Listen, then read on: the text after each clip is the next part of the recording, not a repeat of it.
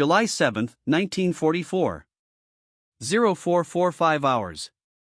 Tanapag Plain, Northern Saipan. Mariana Islands.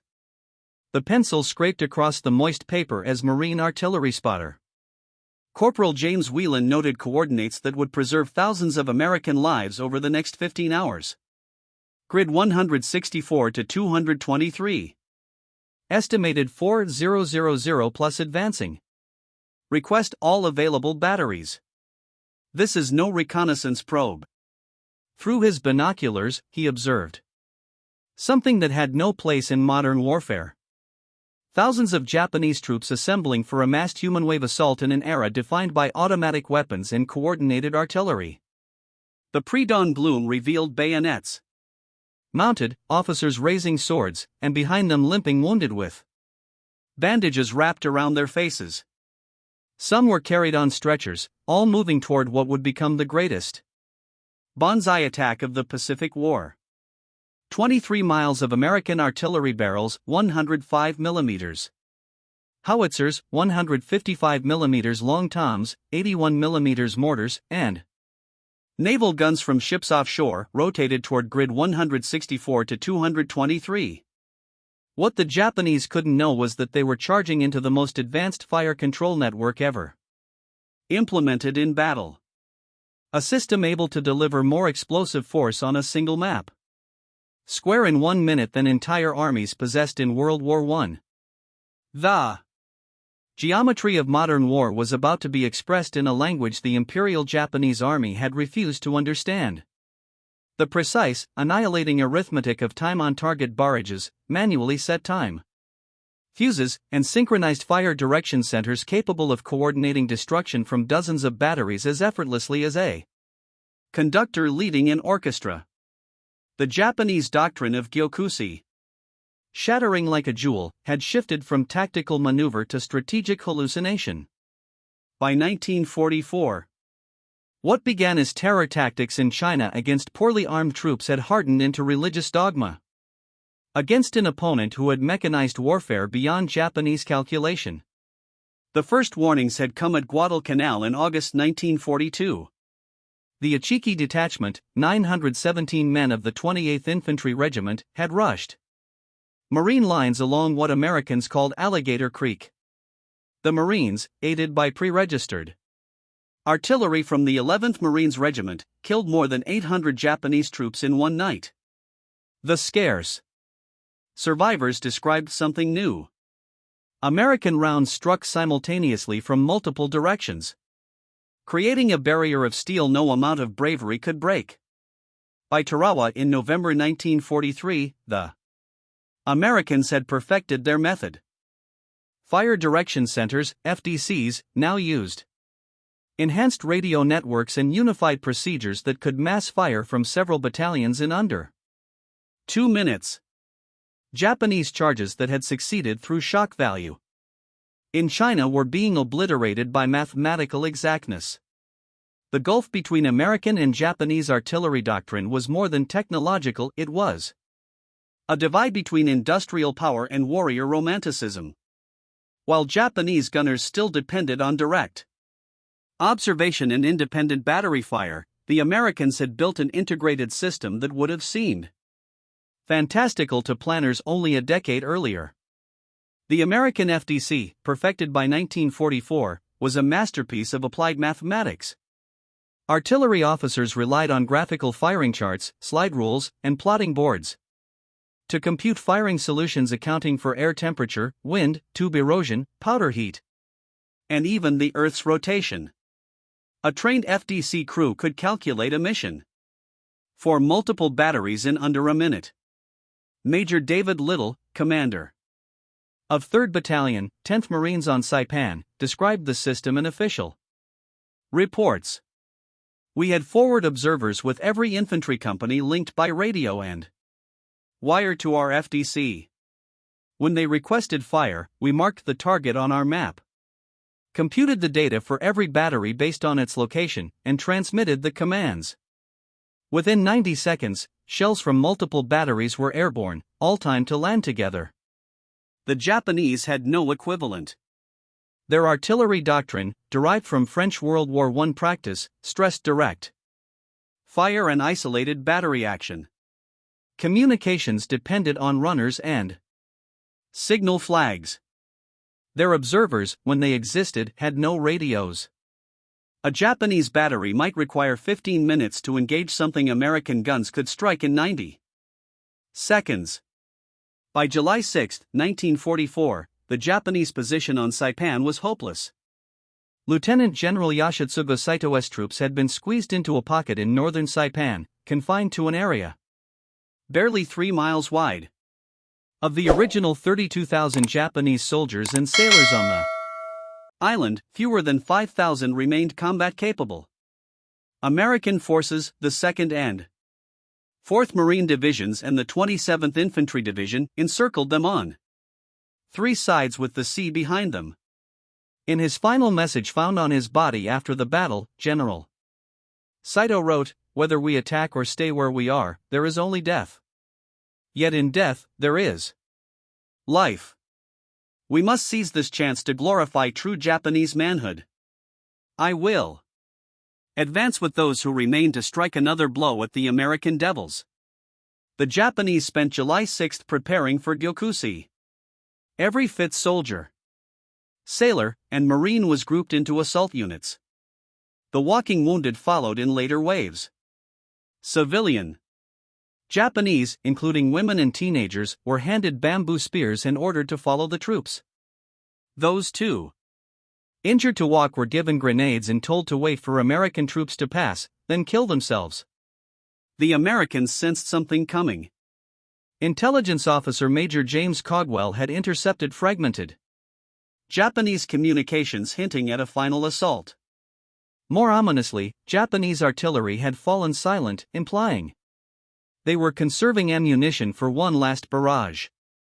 Forward observers saw unusual activity along Japanese lines after nightfall.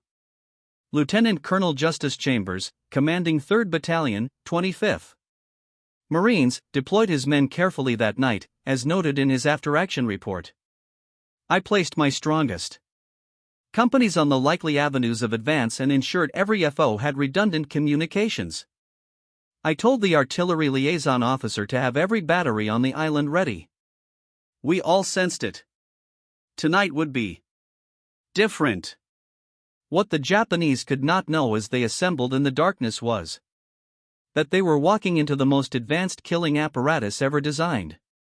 American artillery on Saipan represented crushing firepower organized with scientific discipline. Available artillery included 4 Marine battalions with 105 mm howitzers, 48 guns. 2 Marine battalions with 155 mm howitzers, 24 guns. 3 Army battalions with 105 mm howitzers, 36 guns. 1 Army battalion with 155 mm guns, 12 guns. Plus dozens of 81 mm mortars and infantry units and naval gunfire from battleships and cruisers offshore. Total, over 150 artillery pieces, excluding mortars and naval guns. Time on target. All available batteries. Splash in 90 seconds. What happened next? Was the product of 2 years of American refinement in the art of coordinated fires. Within the Fire Direction Center, a choreographed dance of calculation began. The target grid was plotted on the master chart. Distance and direction from each battery were measured with precision instruments. Corrections for weather conditions were applied. Time on target to missions were the pinnacle of artillery coordination. Instead of batteries firing when ready, creating a rolling barrage that gave enemies time to take cover, every battery calculated when to fire so their shells would arrive at exactly the same moment. Batteries farther away fired first. Those closer fired later. The result was that dozens or even hundreds of shells would suddenly materialize out of the sky simultaneously, giving no warning. At exactly 4:47, the sky above the advancing Japanese erupted. The official Marine Corps history records that the initial barrage included shells from 12 artillery battalions, plus naval gunfire. Support. The effect on the densely packed Japanese formation was catastrophic. Official records indicate that the 105th Infantry supporting artillery fired over 2,600 rounds in the first hour alone. The manually set time fuses, though requiring more skill than later proximity fuses, proved devastatingly effective when properly employed. Artillery crews had spent days perfecting their fuse cutting techniques, some reducing the process to mere seconds. The Japanese kept coming. This was the essence of Banzai, to continue despite impossible odds. The survivors picked their way through the bodies of their comrades, still screaming, Banzai, and Tatsuji charge. Corporal Wan continued calling in adjustments. Drop 200, left 100. Enemy infantry continuing advance. Request. Repeat. What distinguished American artillery in 1944 from all previous wars was the ability to maintain continuous adjusted fire while enemy forces moved. Forward observers didn't just call in a barrage and hope. They watched the fall of shot, called in corrections, and walked the fire through enemy formations. The fire direction centers had developed a system called ladder fire, specifically for Banzai charges.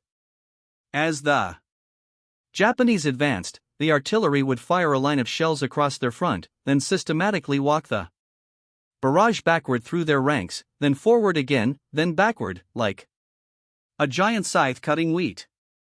By 0530, the main Japanese charge had advanced only 400 yards at devastating cost. Bodies carpeted the valley floor. The wounded crawled over the dead, still trying to advance. Some groups took cover in ravines and defile only to have forward observers call in air bursts that turned these positions into death traps. As devastating as the artillery was, some Japanese soldiers inevitably pushed through. By 0600, scattered groups had reached the main defense line. The 105th Infantry Regiment bore the brunt of the assault. The two forward battalions would suffer 406 killed and 512 wounded, nearly 80% casualties. According to National World War II Museum records, this was where the American integration of direct and indirect fire support showed its full potential. Every Marine rifle company had 60 mm mortars organic to its weapons platoon. Every battalion had 81 mm mortars. These could engage targets too close for artillery. The danger close range where friendly fire became a risk. At 0615, the largest remaining group of Japanese soldiers, approximately 600 men, penetrated the American line and overran artillery positions of the 3rd Battalion, 10th Marines. The artillery crews removed firing locks from their howitzers and fought as infantry.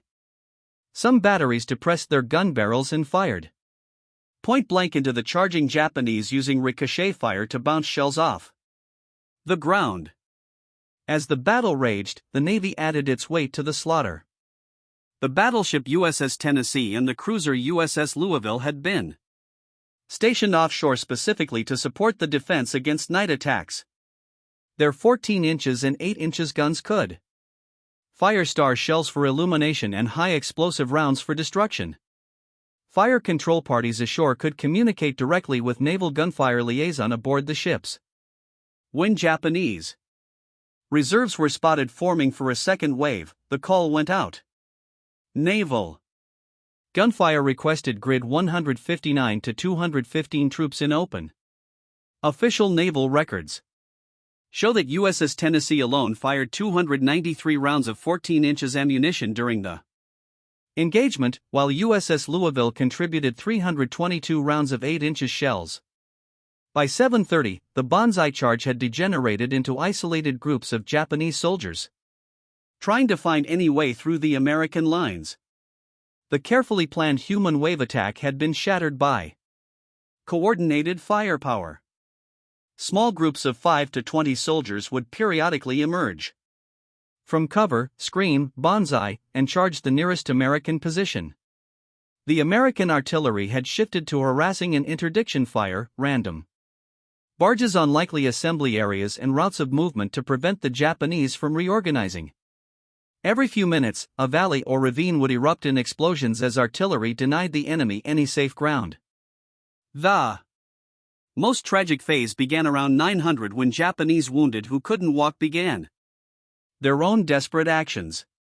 According to multiple eyewitness accounts documented in official histories, men with one leg hopped forward on crutches holding grenades. Soldiers with severe wounds crawled toward American lines, pushing rifles ahead of them.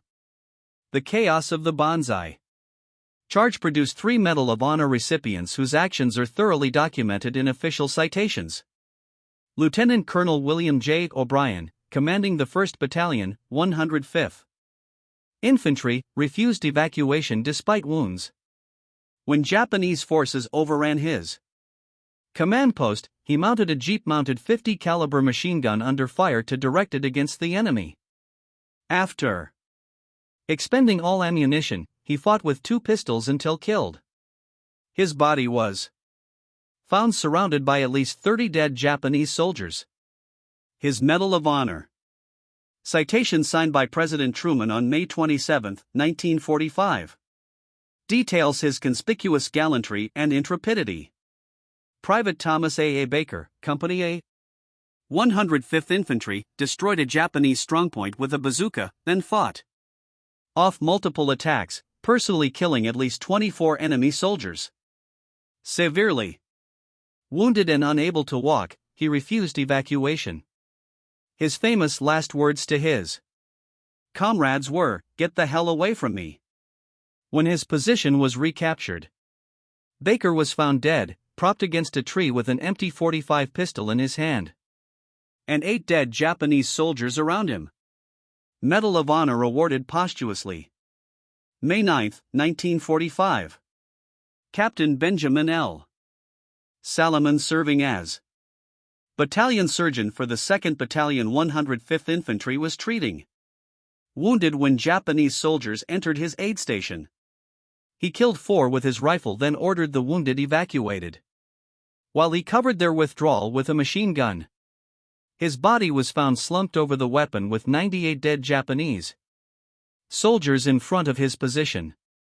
He had suffered 76 bullet wounds and 24 bayonet wounds. Due to Geneva Convention questions about medical personnel bearing arms, his Medal of Honor wasn't approved until May 1, 2002. As full daylight came to Saipan at 1000 hours, the full extent of the slaughter became visible. Official body count. Teams would eventually document 4,311 Japanese dead from the charge. American casualties totaled approximately 1,000 killed and wounded, with the 105th Infantry Regiment essentially destroyed as a fighting unit. The mathematics were stark. The American artillery had fired approximately 12,000 rounds during the 15-hour battle. The fire direction centers had coordinated fires from 18 separate artillery battalions, plus naval gunfire support. The system had functioned exactly as designed.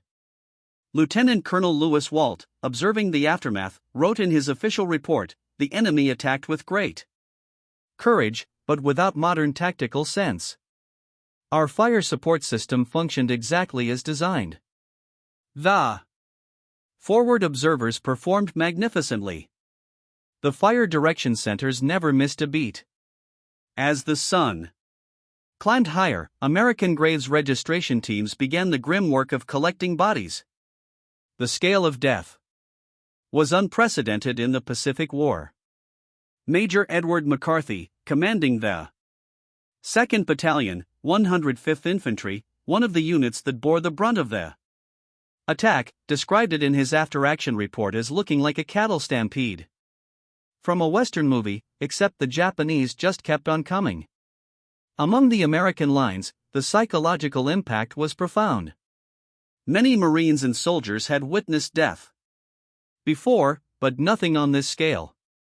The systematic destruction of thousands of human beings, no matter how necessary, left deep impressions.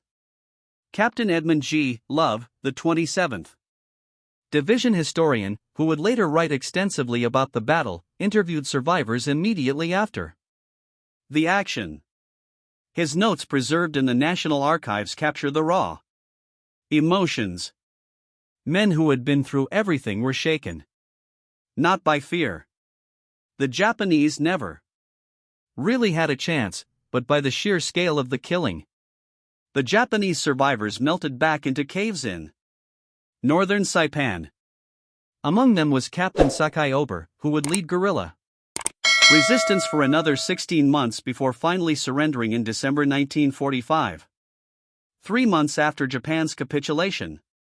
His survival and continued resistance are thoroughly documented in military records and the book Ober the Last Samurai Saipan 1944-45. General Sito, who had ordered the charge, committed seppuku on July 10, 1944, 3 days after the failed assault.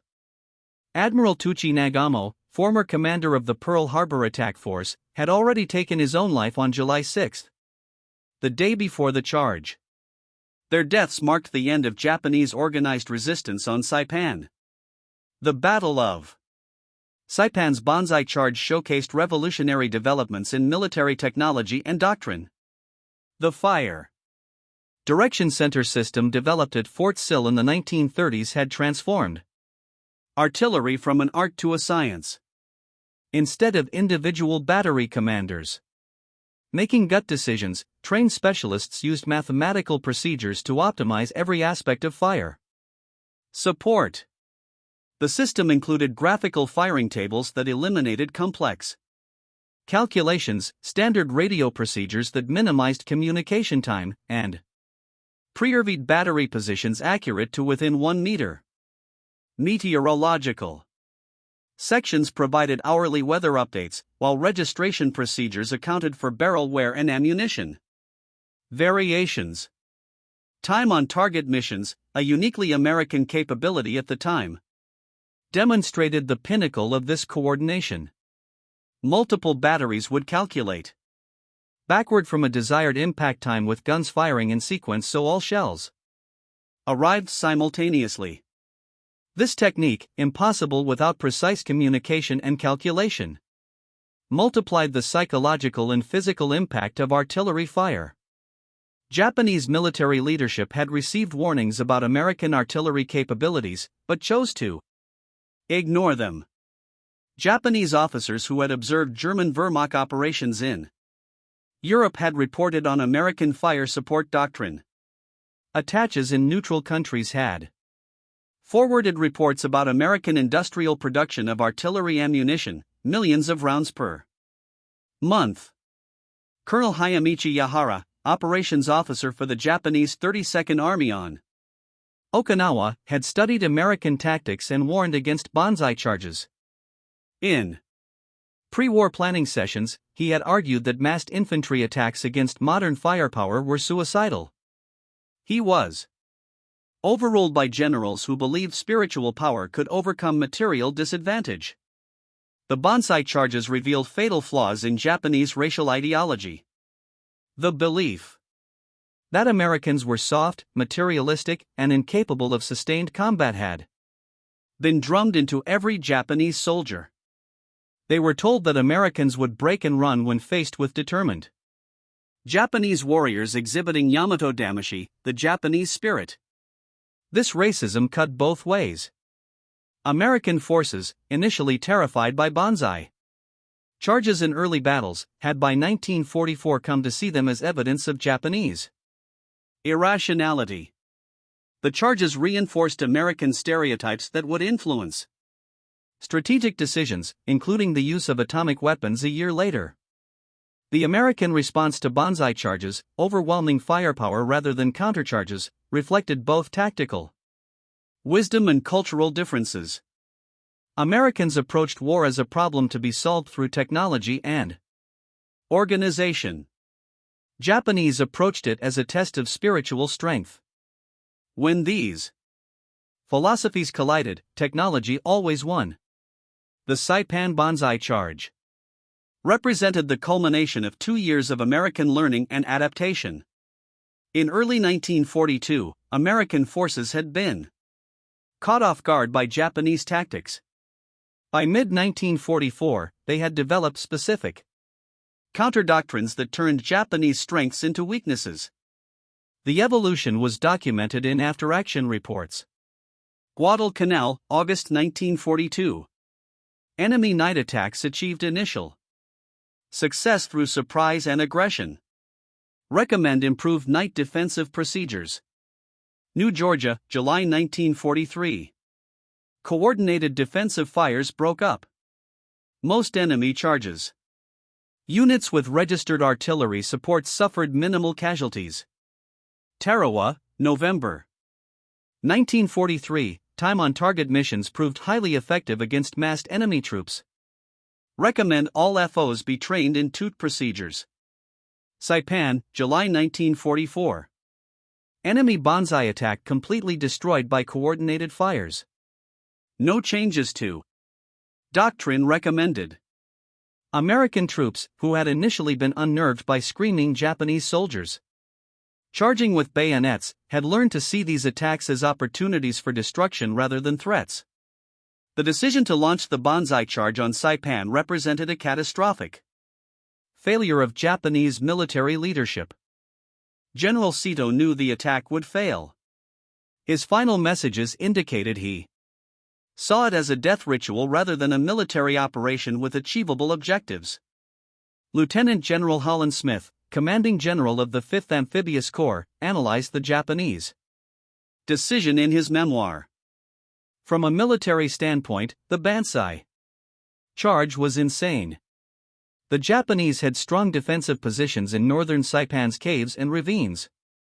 They could have conducted a fighting withdrawal that would have cost us thousands of casualties and bought time for their homeland defenses. Instead, they came out in the open where our firepower advantage was absolute. The Japanese military's inability to adapt to modern firepower stemmed from institutional and cultural factors that prioritized spiritual values over material reality. Officers who suggested defensive tactics or fighting withdrawals were labeled cowards. The result was tactical suicide on a massive scale. The American artillery system that destroyed the Saipan Banzai charge incorporated multiple technological innovations. Radio communications. The SCR 300 and SCR 610 FM radios used by forward observers provided clear static-free communications even in the electromagnetic chaos of battle. With a range of 3 to 5 miles, they allowed observers to communicate with multiple FDCs simultaneously. Survey equipment.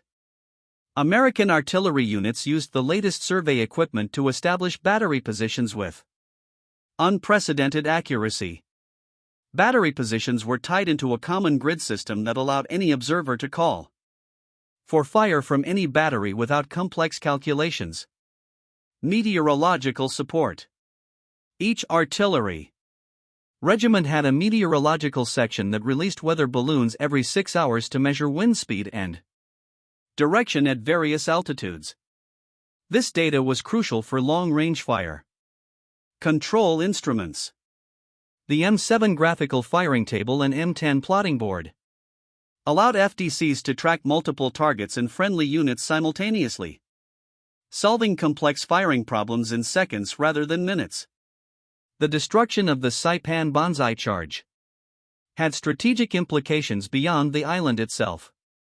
When word reached Tokyo that over 4,000 soldiers had died in a single charge with minimal American casualties, it contributed to the fall of Prime Minister Hideki Tojo's government on July 18, 1944. The fall of Saipan brought American B-29 bombers within 1,250 miles of Tokyo. By November 1944, bombers were launching from Saipan's rebuilt airfields to strike the Japanese homeland. Admiral Osami Nagano would later state, "Our war was lost with the loss of Saipan." Despite the obvious futility demonstrated at Saipan, Japanese forces would launch more Banzai charges at Guam, Tinian, Plu, Uema, and Okinawa. each ending in similar slaughter. The refusal to adapt would cost hundreds of thousands of lives. 9 months after Saipan at Okinawa in May 1945, the final evolution of American counter-Banzai tactics was displayed when the Japanese 32nd Army launched desperate charges on May 4. The results were even more devastating than Saipan. The May 4 counteroffensive saw 5,000 Japanese soldiers attack American lines. Within 6 hours, 4,500 were dead. The Americans suffered 335 casualties. The kill ratio of nearly 15-1 demonstrated the absolute dominance of coordinated firepower over human wave attacks. By Okinawa, the Americans had added new elements, including improved white phosphorus shells for marking and psychological effect, better integration between Marine and Army artillery units, and continuous wave radar for tracking enemy movement at night. The efficiency of American artillery in destroying Banzai charges raised profound questions about the nature of modern warfare. The industrial slaughter of brave but misguided soldiers, while militarily necessary, troubled many American participants. Lieutenant Colonel Justice Chambers, whose battalion helped repel the charge, wrote in his personal papers, "There is no glory in what we did. We killed thousands of brave men who never had a chance. Yes, they were trying to kill us. Yes, it was necessary. But turning artillery into an assembly line of death is not war as our fathers knew it." The one-sided nature of the killing made possible by American technological and organizational superiority represented a new kind of warfare where courage alone meant nothing against coordinated firepower. The artillery techniques perfected against Japanese Banzai charges would influence military doctrine for decades. The fire direction center concept became standard in all modern armies. Time on target missions became routine training. The integration of forward observers with infantry units became doctrine. In Korea, 5 years later, American forces would use identical techniques to destroy Chinese human wave attacks. At the Battle of Chipyong in 1951, artillery destroyed an entire Chinese division attempting night assault.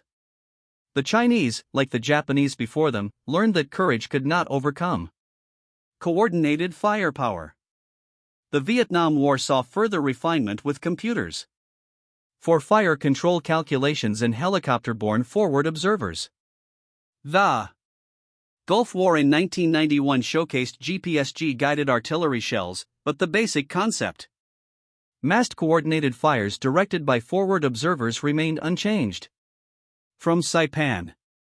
Decades after the battle, American veterans of Saipan reflected on their experience. At the 50th anniversary commemoration in 1994, survivors gathered to remember that terrible morning. Arthur Robinson, a private with the 105th Infantry who survived the charge, recalled, "You have to understand, we didn't want to kill them all, but they kept coming. Wave after wave. Our artillery just cut them down. It was horrible, but what choice did we have?" The efficiency of the killing haunted many participants. They had won not through superior courage or skill, but through superior systems and firepower. It was victory without glory, success without satisfaction. The destruction of the Japanese Banzai charge on Saipan represented the collision between two military philosophies. The Japanese believed that spiritual strength and willingness to die could overcome any material disadvantage. The Americans believed that firepower, technology, and systematic organization would always defeat human wave attacks. The outcome was never in doubt once these philosophies collided. The American artillery system with its forward observers, fire direction centers, time on target missions, and integrated communications represented the application of industrial management techniques to warfare. The Japanese Banzai charge rooted in samurai tradition and Shinto beliefs about honorable death belonged to an earlier era. Against American artillery in 1944, It was mass suicide disguised as military tactics. The Saipan Banzai charge taught crucial lessons that only one side survived to apply. For the Americans, it validated their investment in artillery and fire control systems. The ability to mass fires from multiple batteries on a single target within seconds had proven decisive. For Japan, the lesson came too late. Some Japanese officers did learn and adapt on Ioma, and later at Okinawa. Generals like Tadamaki Kuribayashi and Mitsuru Oshima avoided large-scale Banzai charges, instead fighting defensive battles that maximized American casualties, but these were exceptions. The institutional Japanese military never formally abandoned the Banzai charge. Captain Sakai, who survived by evading the main assault and conducting guerrilla actions, would later reflect, "We discovered that night that bravery without technology is meaningless in modern combat. The Americans didn't destroy our spirit. They simply rendered it irrelevant." The final tally of the Saipan Banzai charge reveals the stark arithmetic of industrialized warfare. Japanese casualties killed in action, 4,311 confirmed dead. Wounded, unknown. Most later succumbed. Total participants approximately 4,000 to 4,300. Casualty rate near 100%. American casualties, 1st and 2nd Battalions, 105th Infantry, 406 killed, 512 wounded.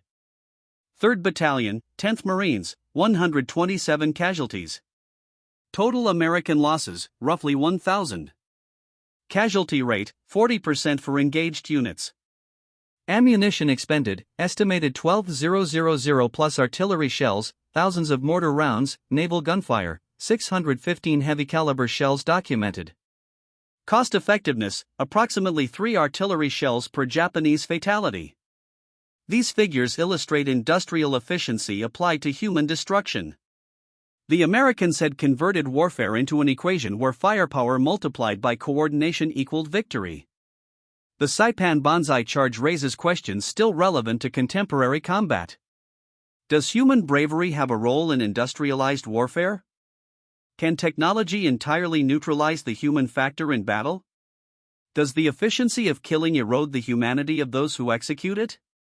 Modern American military doctrine, informed by experiences like Saipan, emphasizes overwhelming firepower and technological dominance. The objective is to win with minimal friendly losses, even if it entails massive enemy casualties. This method has proven effective but prompts ethical reflection on the nature of combat. The destruction of the Japanese Banzai force on Saipan signaled the definitive end of an era in military tactics. Never again would armed forces launch massed infantry assaults against modern firepower expecting anything short of total annihilation. The romance of the charge of cavalry with sabers, infantry with bayonets died on Tanapag Plain beneath American artillery fire. What emerged from the smoke and devastation was a new understanding of war as an industrialized process. Victory would go not to the bravest, but to those with superior systems, fire control systems, communication networks, and logistical frameworks. The human element remained important, but subordinate to technological and organizational superiority. The Japanese troops who surged into American artillery on July 7, 1944, were among the last to believe that spiritual fortitude could overcome material disadvantage. Their deaths conclusively demonstrated that in modern warfare, courage without technology is insufficient. The American artillery network that annihilated them embodied the future of combat: coordinated, calculated, ruthlessly efficient. The 4,311 Japanese soldiers who perished displayed extraordinary bravery. They deserved better than to be funneled into the mechanical jaws of American artillery. But their commanders, blinded by ideology and tradition, sent them to die in a manner that accomplished nothing except revealing the obsolescence of their tactical philosophy. Their sacrifice stands as a perpetual warning: in modern combat, valor alone is not enough. Technology, organization, and firepower will always overpower human waves, regardless of their courage. The era of the glorious charge ended on Saipan, destroyed by American artillery that transformed warfare into mathematics and mathematics into mass destruction. The Banzai assault was annihilated by coordinated American fire. More significantly, the concept of the Banzai charge itself was destroyed, exposed as a romantic relic in the age of industrialized war. In the Valley of Death on Saipan, bravery met coordination, spirit met system, tradition met technology. Technology prevailed.